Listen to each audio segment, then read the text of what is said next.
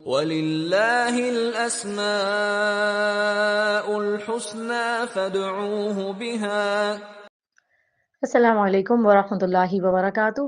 نحمدہ ونصلی علی رسولہ الکریم، اما بعد فاعوذ باللہ من الشیطان الرجیم، بسم اللہ الرحمن الرحیم۔ رب اشرح لی صدری ویسر لی امری واحلل عقدۃ من لسانی یفقہوا قولی۔ الحمدللہ، آج ہم اللہ سبحانہ و تعالیٰ کے نام المبین پر بات کریں گے۔ المبین، بیان کرنے والا، ظاہر کرنے والا، وہ جو خود واضح ہے اور واضح کرنے والا ہے۔ سورہ نور آیت نمبر 25 میں ہے وَيَعْلَمُونَ أَنَّ اللَّهَ هُوَ الْحَقُّ الْمُبِينُ، اور وہ جانتے ہیں کہ بے شک اللہ تعالیٰ ہی وہی الحق ہے، المبین ہے، یعنی اس کے حق ہونے کی اور اس کے وجود کے ظاہر ہونے کی اتنی بے شمار نشانیاں ہیں کائنات کے اندر کہ کوئی بھی اس کا انکار نہیں کر سکتا۔ پھر اسی طرح اللہ سبحانہ و تعالیٰ نے اپنی کتاب کے اندر اپنے معبود ہونے کو واضح فرمایا۔ سورہ طٰہٰ آیت نمبر 14 میں آتا ہے اننی انا اللہ لا الہ الا انا فاعبدنی واقم الصلاۃ لذکری، بے شک میں ہی ہوں اللہ، سوائے میرے کوئی معبود نہیں، میری عبادت کرو اور میری یاد کے لیے نماز قائم کرو۔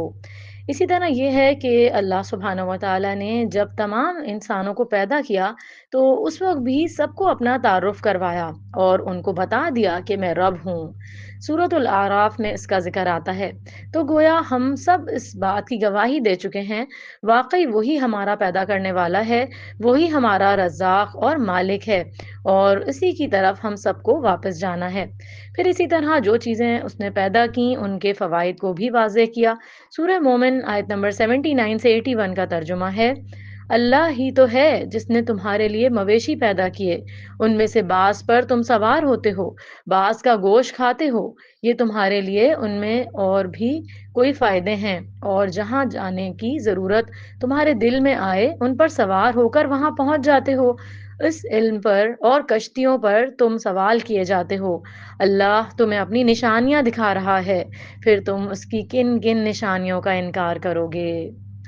پھر اسی طرح اللہ سبحانہ و تعالیٰ نے بندوں کے لیے زندگی گزارنے کا طریقہ بھی واضح کر دیا، شریعت کو بھی واضح کیا کہ کیا کچھ کرنا درست ہے اور کیا نہیں کرنا چاہیے۔ اس نے حلال اور حرام کو بھی کھول کھول کر بیان کر دیا ہے۔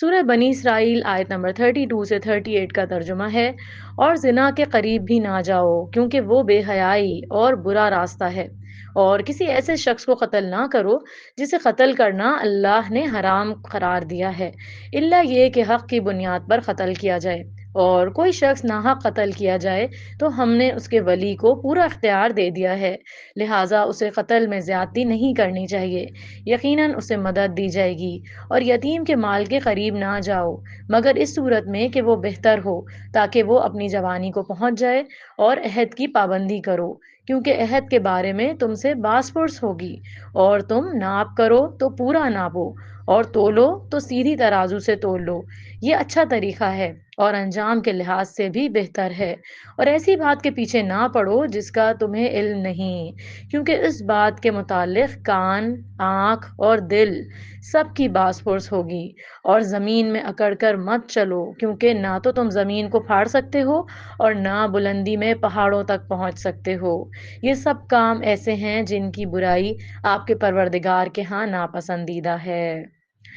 پھر اسی طرح یہ ہے کہ اللہ سبحانہ و تعالیٰ نے ہمیں شیطان کی چالوں کو بھی جو ہے وہ کھول کر بتا دیا ہے، کھول کر بیان کر دیا ہے۔ سورۃ البقرہ آیت نمبر 168 اور 169 کا ترجمہ ہے لوگوں، زمین میں جو حلال اور پاکیزہ چیزیں ہیں وہی کھاؤ، شیطان کے پیچھے نہ لگ جاؤ، وہ تو تمہارا کھلا دشمن ہے، وہ تو تمہیں برائی اور بے حیائی کا ہی حکم دے گا، اور یہ کہ تم اللہ کے بارے میں ایسی باتیں کہو جن کا تمہیں خود بھی علم نہیں۔